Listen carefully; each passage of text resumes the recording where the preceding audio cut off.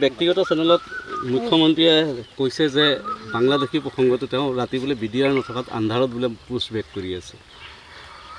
মানে মই কালি কেইবাটাও ভিডিঅ' চালোঁ। এটা ভিডিঅ' 2016 চনৰ, সেইটো অমিত শ্বাহে কৈছিলে যে আমাক শাসন দিয়ক, আমি চিন চিন কৰকে এনেকৈ কয় নহয়, কি কয়, চুন চুন কৰকে তো ঘুচপেটিয়া को আসাম से निकाल देंगे। আকৌ 2011 চনৰ এটা ভিডিঅ' চালোঁ, মই আজি আমাৰ ফেচবুক পেজত মই দি দিম আপোনালোকক। সেই 2021 চনৰ 16 চনত ক'লে চুন চুন কৰকে ঘুচপেটিয়া को निकाल देंगे। আকৌ 2021ত ক'লে চুন চুন কৰকে ঘুচপেটিয়া को निकाल देंगे।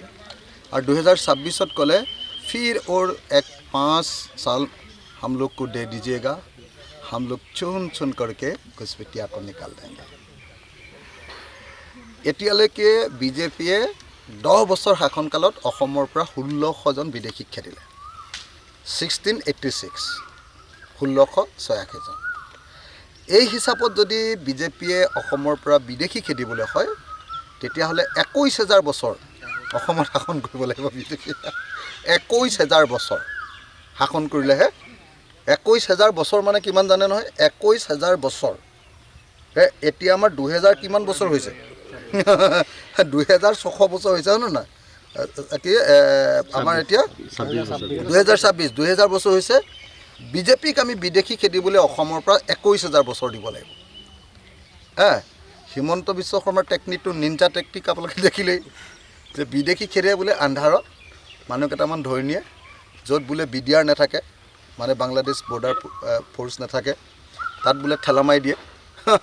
ঠেলা মাৰি দি বাংলাদেশৰ পিনে যায়, আকৌ ঘূৰি আহে বোলে, আকৌ ঠেলা মাৰি দিয়ে। এইটো বোলে বিজেপি চৰকাৰৰ বাংলাদেশী খেদাৰ নিঞ্জা টেকনিক। এই ঘটনা শুনাৰ পাছত অসমৰ মানুহে এতিয়া বিশ্বাস কৰিব লাগিব, আৰু বিশ্বাস নকৰিলে আকৌ ইয়াতে মিয়াই শাসন কৰিব। এই কথা ঘোষণা কৰাৰ পাছত এতিয়া অসমীয়া মানুহে বিশ্বাস কৰিব লাগিব যে অনন্তকাল অসমৰ মুখ্যমন্ত্ৰী হিচাপে হিমন্ত বিশ্ব শৰ্মাক অসমত ৰাজত্ব কৰিবলৈ দিব লাগিব। তেওঁতো কিমান বছৰ জীয়াই থাকিব আপোনালোকে ভাবক, কিন্তু তেওঁলোকক দিব লাগিব আমি 21000 বছৰ। 21000 বছৰ মানে তেওঁৰ ল'ৰা ছোৱালীক দিব লাগিব, তেওঁৰ ল'ৰা ছোৱালীক দিব লাগিব, তাৰপিছত তেওঁলোকৰ নাতিনীয়েকক দিব লাগিব, পৰিণাতিক দিব লাগিব, তাৰ পাছৰবিলাকক কি বুলি কয় নাজানো আৰু। তেনেকৈ 21000 বছৰ যেতিয়া দিম আমি হিমন্ত বিশ্ব শৰ্মা আৰু বিজেপিক, তেতিয়াহে আমাৰ অসম বিদেশী মুক্ত হ'ব। গতিকে এইটোৰ পৰা প্ৰমাণিত হয় যে বিজেপিয়ে সঁচাকৈ বিদেশী খেদিবৰ কাৰণে কোনো পৰিকল্পনাই কৰা নাই। আচলতে বিজেপিৰ এইবিলাক চব বকবাজ। এনেই যে কথা কিছুমান ডাঙৰ ডাঙৰকৈ কয়, ইয়াতে কোনো বিদেশীকো খেদিব খোজা নাই, কোনো বাংলাদেশীকো খেদিব খোজা নাই, কোনো মিয়া বাংলাদেশীকো খেদিব খোজা নাই। এইবিলাক চব মিছা সিহঁতৰ। ইহঁতৰ এই কথাবিলাক হ'ল অকল ইলেকশ্যনত ভোট লোৱাৰ কাৰণে কথা। জাতি মাটি ভেটি শৰাইঘাটৰ শেষ ৰণ, চুন চুনকে ঘুচপেটিয়া को আসাম से निकाल देंगे। এয়া হ'ল অমিত শ্বাহৰ বক্তব্য। গতিকে মই ভাবোঁ যে অসমৰ পৰা যিমান সোনকালে পাৰোঁ আমি বিজেপি বোলা বস্তুটোক বিদায় দি দিব লাগে, আৰু বিদায় দি আমাৰ অসমৰ মানুহৰ শাসন ইয়ালৈ আনিব লাগে। তেতিয়াহে আমি অসমৰ পৰা বাংলাদেশী মুক্ত কৰিব পাৰিম। যদি সঁচাকৈ বাংলাদেশী মুক্ত কৰিব লাগে, কি কৰিব লাগে?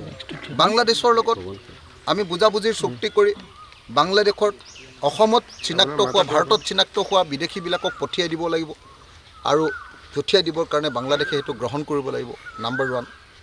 2, বাংলাদেশৰ পৰা যাতে ইয়ালৈ আহিব নোৱাৰে তাৰ কাৰণে কি কৰিব লাগিব? আমাৰ সীমান্তৰ যিমানবিলাক ৱাল আছে, ফেঞ্চিং আছে, সেইটো কমপ্লিট কৰিব লাগিব। এতিয়াও কৰিমগঞ্জত বহুত কিলোমিটাৰ কৰিবই পৰা নাই, ৱাল দিবই পৰা নাই, ফেঞ্চিং দিব পৰা নাই। আৰু আপোনালোকে যদি হেৰিয়ালৈ যায়, ধুবুৰী জিলাৰ পৰা এইডোখৰ কি কয়, লাষ্টৰ জিলাখন আমাৰ আজিকালি নতুন মানকাছাৰ জিলা, মানকাছাৰলৈ যাওকচোন, তাত 23 নে 34 কিলোমিটাৰ একদম মুকলি হৈ আছে। মই মাজে মাজে গৈ থাকোঁ। তো ইহঁতি না বিদেশীক খেদিবৰ কাৰণে কিবা NRCখন কমপ্লিট কৰিলে, NRCৰ জৰিয়তে বিদেশীবিলাকক চিনাক্তকৰণ কৰিলে, না বিদেশীক ইয়াৰ পৰা খেদিবৰ কাৰণে ইহঁতি ভালকৈ কোৰ্টখনৰ ব্যৱস্থা কৰিলে, ভালকৈ সেইটোও নকৰিলে, কোৰ্টখনো মাৰি পেলালে, NRCখনো মাৰি পেলালে। যিমানবিলাক সীমান্তৰ কাটা তাৰৰ বেৰ আছিলে সেইবিলাকো কমপ্লিট নকৰিলে আৰু সেইকাৰণে এতিয়া হিমন্ত বিশ্ব শৰ্মাই সপোনত ভাবি এটা নতুন নিঞ্জা টেকনিক উলিয়ালে বিদেশী খেদিবলৈ যে মিয়া মানুহক ধৰিব আৰু ধৰি লৈ বাংলাদেশ বৰ্ডাৰত ঠেলা মাৰি আন্ধাৰত ঠেলা মাৰি বিডিআৰ নথকা অৱস্থাত ঠেলা মাৰি ভিতৰলৈ পঠিয়াই দিব আৰু মাজে মাজে আকৌ ঘূৰি আহিব আকৌ ঠেলা মাৰি দিব আকৌ ঘূৰি আহিব আকৌ ঠেলা মাৰি দিব এইটো হ'ল হিমন্ত বিশ্ব শৰ্মাৰ বিদেশী খেদাৰ টেকনিক ষ্ট্ৰেটেজি আপুনি শিৱসাগৰৰ গতিকে এই মানে সেইকাৰণে মই কওঁ যে এই বিজেপি চৰকাৰৰ দিনত বিদেশী নাযায় বিজেপি চৰকাৰৰ দিনত বিদেশী নাযায় এই কথাটো স্পষ্ট থাকক যদি সঁচাকৈ অসমৰ পৰা বিদেশী মুক্ত অসম এখন পাব লাগে তেতিয়াহ'লে আমাৰ নিচিনা খিলঞ্জীয়া মানুহৰ হাতত শাসন দিয়ক আমাৰ হাতত শাসন দিয়ক 5 বছৰ মোৰ হাতত শাসন দি চাওকচোন 5 বছৰ তাৰপিছত কেনেকৈ ইয়াত বাংলাদেশী থাকে মই দেখাম NRC কমপ্লিট কৰিম সীমান্ত চিল কৰিম এজনকৈ বিদেশী ইয়াৰ পৰা বহিষ্কাৰ কৰাৰ ব্যৱস্থা কৰিম আৰু আন্তঃৰাষ্ট্ৰীয় লৰ ভিত্তিত কৰাৰ ব্যৱস্থা কৰিম এনেকৈ হিমন্ত বিশ্বৰ নিচিনাকৈ ধপ নহয় মিছা কথাৰে নহয় মিছলীয়া কথা কৈ অসমৰ মানুহক ঠগবাজি কৰিবৰ কাৰণে নহয় প্ৰকৃত অৰ্থক দেশক বচাবৰ কাৰণে আমি বিদেশী মুক্ত অসম গঠন কৰিম দাদা আৰু এটা কথা সুধিছোঁ এই পৱন খেৰাক লৈ পেলাই কালি যিটো ৰাষ্ট্ৰীয় চেনেলত তেওঁ ক'লে যে যদি 4 তাৰিখে 5 তাৰিখে তেওঁৰ চৰকাৰ আহে তেতিয়াহ'লে গুৱাহাটী মানে যিজন আৰক্ষী আয়ুক্ত আছে তেওঁৰ বিৰুদ্ধে ব্যৱস্থা ল'ব এই সন্দৰ্ভত হিমন্ত বিশ্ব শৰ্মাৰ কথা আৰু বালিত মোটা কথা একেটাই হিমন্ত বিশ্ব শৰ্মাৰ কথা ইমানকৈ কথা পাতি থাকি লাভ নাই হিমন্ত বিশ্ব শৰ্মাই কৈছিলে যে কি পৱন খেৰাক পেৰা বনাই দিব পৱন খেৰা পেৰা হ'বনে নাই নাজানো কিন্তু পৱন খেৰাই হিমন্ত বিশ্ব শৰ্মাক চেৰা বনাই দিলে এইটো কনফাৰ্ম পাগলা হৈ গ'লনে নাই বাৰু কওকচোন আপুনি এইবাৰ বিধানসভাৰ ইলেকশ্যনৰ সময়ত হিমন্ত বিশ্ব শৰ্মাৰ দৃশ্যটো আপোনালোকৰ মনত পৰে নাই হিমন্ত বিশ্ব শৰ্মাই যেনেকৈ মূৰটো ফালি তেওঁৰ পত্নীৰ মূৰত শিৰত সেন্দুৰ আছেনে নাই যে দেখুৱাবলৈ চেষ্টা কৰিছিলে মনত পৰে নাই মানুহটো একদম পাগলা হৈ যোৱা যেন লাগিছেনে নাই বাৰু আপোনালোকৰ এইবাৰ 3 গগৈ লগ লাগি হিমন্ত বিশ্ব শৰ্মাক পানী খুৱাই দিছোঁ পগলা কৰি দিছোঁ মাথা বেয়া হৈ গৈছে চেৰা পাগল হৈ গৈছে সেইকাৰণে একো হিমন্ত বিশ্ব শৰ্মাৰ কোনো কথা এতিয়া বিশ্বাস কৰি লাভ নাই হিমন্ত বিশ্ব শৰ্মাই যিজনক হেৰি ৰাখি থৈছে কি বুলি কয় CP কি পুলিচ কমিশ্যনাৰ এই পুলিচ কমিশ্যনাৰ হিমন্ত বিশ্ব শৰ্মাৰ মেইন চিণ্ডিকেটৰ মাষ্টৰজন হিমন্ত বিশ্ব শৰ্মাৰ গোটেই গুৱাহাটী চিটিৰ মেইন চিণ্ডিকেটৰ মাষ্টৰ এই মাষ্টৰজনেই কমিশ্যনাৰ তাত এতিয়া আকৌ সেই কমিশ্যনাৰজনক বোলে ট্ৰেন্সফাৰ দিব আৰে ভাই তোমাৰ ঘৰৰ মানুহ তুমিহে ৰাখিছা তেওঁ তোমাৰ কথা যদি লুকুৱাই দিছে তাৰমানে কি পুলিচেও গম পাইছে যে এইবাৰ বিজেপি চৰকাৰ নাহে কংগ্ৰেছৰ চৰকাৰ আহিব বিৰোধী চৰকাৰ আহিব গতিকে যিহেতু বিৰোধী চৰকাৰ আহিব পুলিচে আগতীয়াকৈ খবৰটো দি কি কৰিছে বিজেপি চৰকাৰৰ পৰা ওপৰত অনাস্থা দেখুৱাই আমাৰ নতুন মানুহবিলাকৰ ওপৰত আস্থা প্ৰকাশ কৰিছে গতিকে হিমন্ত বিশ্ব শৰ্মাৰ কথা আৰু বালিত মোটা কথা একেটাই হিমন্ত বিশ্ব শৰ্মাৰ কথা বাদ দিয়ক তেওঁ চেৰা হৈ গৈছে চেৰাবলীয়া তেওঁৰ কিছু মন্তব্য দেখিবলৈ পোৱা গৈছে যিবিলাক শব্দ ব্যৱহাৰ কৰিছে ৰাষ্ট্ৰীয় পৰ্যায়ত ব্যাপক সমালোচনা হৈছে কি ক'ব এই সন্দৰ্ভত মানে আমাৰ অসমীয়া মানুহে এটা শব্দৰ অৰ্থ বুজি পোৱা নাই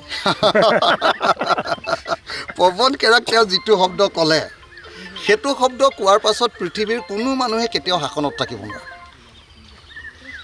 অসমীয়া মানুহে বুজি পোৱা নাই কাৰণে হিন্দী শব্দটোৰ অৰ্থটো বুজি পোৱা নাই কাৰণে তেওঁ যিটো শব্দ ক'লে পৱন খেৰা সম্পৰ্কে তেওঁ যিটো কৰিম বুলি ক'লে সেইটো শব্দ যদি পৃথিৱীৰ কোনো মানুহে বুজি পায় তেতিয়াহ'লে তেওঁৰ লগত কোনো ঘৈণীয়েকো নাথাকে তেওঁৰ লগত কোনো মহিলা কোনো জীয়েকো তেওঁৰ লগত নাথাকে কোনো মানুহ তেওঁৰ লগত নাথাকে হিমন্ত বিশ্ব শৰ্মা একদম 100% পাগল হৈ গৈছে ফুল পাগল আগতে চেৰা আছিলে এতিয়া ফুল পাগল হৈ গ'ল সেইকাৰণে হিমন্ত বিশ্ব শৰ্মাই একদম নক'বলগীয়া পৃথিৱীৰ আটাইতকৈ 2 নম্বৰী কথাবিলাক কৈ আছে গতিকে হিমন্ত বিশ্ব শৰ্মাৰ কথা চৰ্চা কৰাটো বাদ দিয়ক তেওঁৰ দিন গ'ল এইবাৰ তেওঁৰ চৰকাৰ ভাগিব আমি নতুন চৰকাৰ বনাম আৰু নতুন চৰকাৰ বনালে কেনেকৈ অসমখন চলাম এইবিলাক বিষয়ৰ ওপৰত মোক আপোনালোকে প্ৰশ্ন কৰক হিমন্ত বিশ্ব শৰ্মাৰ ওপৰত প্ৰশ্ন কৰি থাকিলে অসমৰ একো উন্নতি নহ'ব হিমন্ত বিশ্ব শৰ্মাক বাদ দিয়ক আৰু বিৰোধী দলবিলাকে 70ৰ পৰা 80খন আসন পাম মই বাৰম্বাৰ কৈ আছোঁ যে বিজেপিয়ে কেইবাটাও কামৰ জৰিয়তে